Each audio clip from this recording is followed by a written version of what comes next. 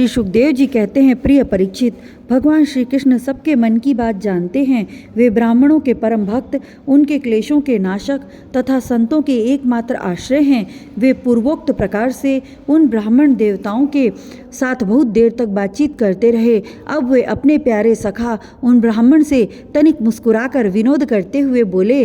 उस समय भगवान श्री कृष्ण उन ब्राह्मण देवता की ओर प्रेम भरी दृष्टि से देख रहे थे। भगवान श्री कृष्ण ने कहा, ब्राह्मण, आप अपने घर से मेरे लिए क्या उपहार लाए हैं? मेरे प्रेमी भक्त जब प्रेम से थोड़ी सी वस्तु भी मुझे अर्पण करते हैं तो वह मेरे लिए बहुत हो जाती है, परंतु मेरे अभक्त यदि बहुत सी सामग्री भी मुझे भेंट करते हैं तो उससे मैं संतुष्ट नहीं होता।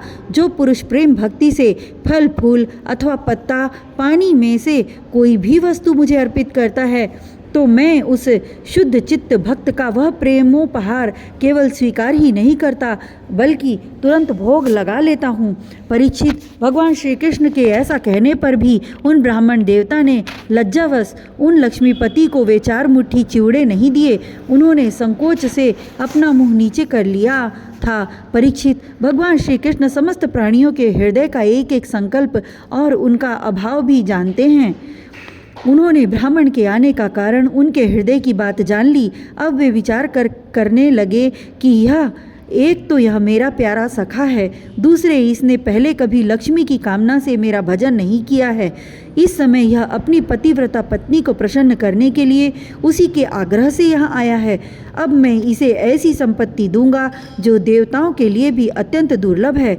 भगवान श्री कृष्ण ने ऐसा विचार करके उनके वस्त्र में से चिथड़े की एक पोटली में बंधा हुआ चिवड़ा यह क्या है कहकर स्वयं ही छीन लिया और बड़े आदर से कहने लगे, प्यारे मित्र, यह तो तुम मेरे लिए अत्यंत प्रिय भेंट लाए हो।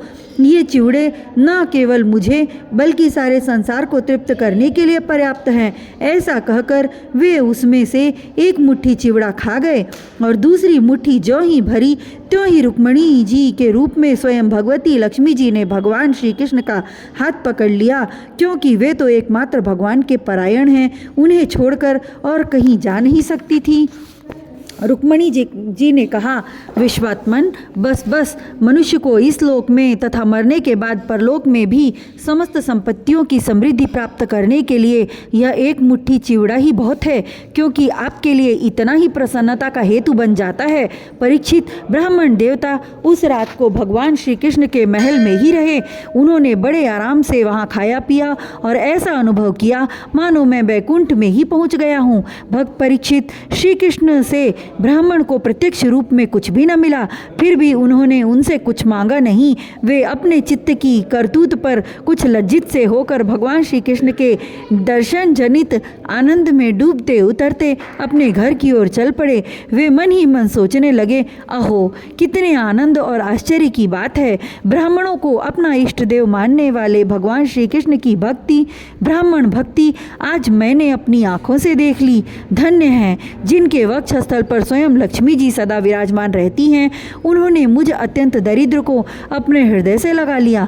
कहाँ तो मैं अत्यंत दरिद्र पापी और कहाँ लक्ष्मी के एकमात्र आश्रय भगवान श्री कृष्ण, परंतु उन्होंने यह ब्राह्मण है ऐसा समझकर मुझे अपनी भुजाओं में भरकर हृदय से लगा लिया। इतना ही नहीं, उन्होंने मुझे उस पलंग पर सुलाया जिस पर उनकी प्राण प्रिया रुक्मिणी जी शयन करती हैं, मानो मैं उनका सगा भाई हूँ। कहाँ तक कहूँ, मैं थका हुआ था, इसलिए स्वयं उनकी पटरानी रुक्मिणी जी ने अपने हाथों से चवर ढुलाकर मेरी सेवा की। ओह, देवताओं के आराध्य होकर भी ब्राह्मणों को अपना इष्ट देव मानने वाले प्रभु ने पाँव दबाकर अपने हाथों खिला पिलाकर मेरी अत्यंत सेवा शुश्रूषा की और देवता के समान मेरी पूजा की। स्वर्ग, मोक्ष, पृथ्वी और रसातल की संपत्ति तथा समस्त योग सिद्धियों की प्राप्ति का मूल उनके चरणों की पूजा ही है। फिर भी परम दयालु श्री कृष्ण ने यह सोचकर मुझे थोड़ा सा भी धन नहीं दिया कि कहीं यह दरिद्र धन पाकर बिल्कुल मतवाला न हो जाए और मुझे न भूल बैठे। इस प्रकार मन ही मन विचार करते करते ब्राह्मण देवता अपने घर के पास पहुंच गए। वे वहाँ क्या देखते हैं कि सब का सब स्थान सूर्य, अग्नि और चंद्रमा के समान तेजस्वी रत्न निर्मित महलों से घिरा हुआ है। ठौर ठौर चित्र विचित्र उपवन और उद्यान बने हुए हैं तथा उनमें झुंड के झुंड रंग बिरंगे पक्षी कलरव कर रहे हैं। सरोवरों में कुमुदनी तथा श्वेत नील और सौगंधिक भांति भांति के कमल खिले हुए हैं। सुंदर सुंदर स्त्री पुत्र बन ठनकर इधर उधर विचर रहे हैं। उस स्थान को देखकर ब्राह्मण देवता सोचने लगे, मैं यह क्या देख रहा हूँ? यह किसका स्थान है? यदि यह वही स्थान है जहाँ मैं रहता था तो यह कैसे हो गया? यह ऐसा कैसे हो गया? इस प्रकार वे सोच ही रहे थे कि देवताओं के समान सुंदर सुंदर स्त्री पुरुष गाजे बाजे के साथ मंगल गीत गाते हुए उस महाभाग्यवान ब्राह्मण की अगवानी करने के लिए आए। पतिदेव का शुभागमन सुनकर ब्राह्मणी को अपार आनंद हुआ और वह हड़बड़ाकर जल्दी जल्दी घर से निकल आई। वह ऐसी मालूम होती थी मानो मूर्तिमती लक्ष्मी जी ही कमल वन से पधारी हों। पतिदेव को देखते ही पत्नी व्रता पत्नी के नेत्रों में प्रेम के और उत्कंठा के आवेग से आंसू छलक आए। उसने अपने नेत्र बंद कर लिए। ब्राह्मणी ने बड़े प्रेम भाव से उन्हें नमस्कार किया और मन ही मन आलिंगन भी किया। प्रिय परीक्षित, ब्राह्मण पत्नी सोने का हार पहनी हुई दासियों के बीच में विमान स्थित देवांगना के समान अत्यंत शोभायमान एवं देदीप्यमान हो रही थी। उसे इस रूप में देखकर वे विस्मित हो गए। उन्होंने अपनी पत्नी के साथ बड़े प्रेम से अपने महल में प्रवेश किया। उनका महल क्या था, मानो देवराज इंद्र का निवास स्थान। इसमें मणियों के सैकड़ों खंभे गड़े थे। हाथी के दांत बने हुए सोने के पातक से मड़े हुए पलंगों पर दूध के फेन की तरह श्वेत और कोमल बिछौने बिछ रहे थे। बहुत से चंवर वहाँ रखे हुए थे जिसमें सोने की डंडियाँ लगी हुई थीं। सोने के सिंहासन शोभायमान हो रहे थे जिन पर बड़ी कोमल कोमल गद्दियाँ लगी हुई थीं। ऐसे चंदोवे भी झिलमिला रहे थे जिनमें मोतियों की लड़ियाँ लटक रही थीं। स्फटिक मणि की स्वच्छ भीतों पर पन्ने की पच्चीकारी की हुई थी। रत्न निर्मित स्त्री मूर्तियों के हाथों में रत्नों के दीपक जगमगा रहे थे। इस प्रकार समस्त संपत्तियों की समृद्धि देखकर और उसका कोई प्रत्यक्ष कारण न पाकर बड़ी गंभीरता से ब्राह्मण देवता विचार करने लगे कि मेरे पास इतनी संपत्ति कहाँ से आ गई। वे मन ही मन कहने लगे, मैं जन्म से ही भाग्यहीन और दरिद्र हूँ, फिर मेरी संपत्ति समृद्धि का कारण क्या है? अवश्य ही परम ऐश्वर्यशाली यदुवंश शिरोमणि भगवान श्री कृष्ण के कृपा कटाक्ष के अतिरिक्त और कोई कारण नहीं हो सकता। यह सब कुछ उनकी करुणा की ही देन है। स्वयं भगवान श्री कृष्ण पूर्ण काम और लक्ष्मीपति होने के कारण अनंत भोग सामग्रियों से युक्त हैं। इसलिए वे याचक भक्त को उसके मन का भाव जानकर बहुत कुछ दे देते हैं, परंतु उसे समझते हैं बहुत थोड़ा, इसलिए सामने कुछ कहते नहीं।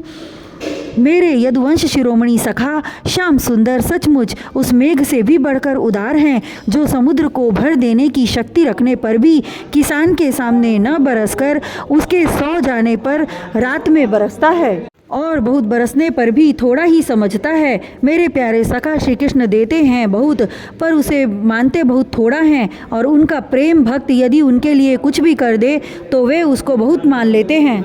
देखो तो सही, मैंने उन्हें केवल एक मुट्ठी चिवड़ा भेंट किया था पर उदार शिरोमणि श्री कृष्ण ने उसे कितने प्रेम से स्वीकार किया। मुझे जन्म जन्म उन्हीं का प्रेम, उन्हीं के हितैषिता, उन्हीं की मित्रता और उन्हीं की सेवा प्राप्त हो। मुझे संपत्ति की आवश्यकता नहीं, सदा सर्वदा उन्हीं गुणों के एकमात्र निवास स्थान महानुभाव भगवान श्री कृष्ण के चरणों में मेरा अनुराग बढ़ता जाए और उन्हीं के प्रेम भक्तों का सत्संग प्राप्त हो।